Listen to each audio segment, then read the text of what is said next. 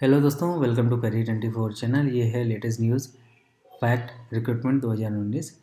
Fact में recently assistant manager और technician की वैकेंसी निकली है।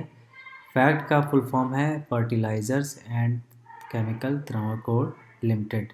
और फैक्ट जो कि फर्टिलाइज़र और केमिकल से रिलेटेड मैन्युफैक्चर करती है अपने प्रोडक्ट्स, और इसका जो हेडक्वार्टर है वो केरला में है, कोची में।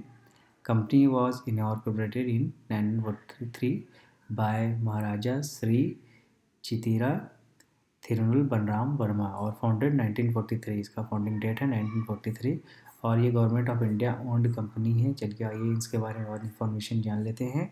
ये है फैक्ट से related information. Government job, assistant manager, production में, इंस्ट्रूमेंटेशन में, थर्मल में, फायर ऑफिसर में, थर्मल इलेक्ट्रिकल में और प्रोसेस और क्वालिटी एश्योरेंस में वैकेंसी निकाली गई है। ये है फैक्ट का एडवर्टाइजमेंट हिंदी में।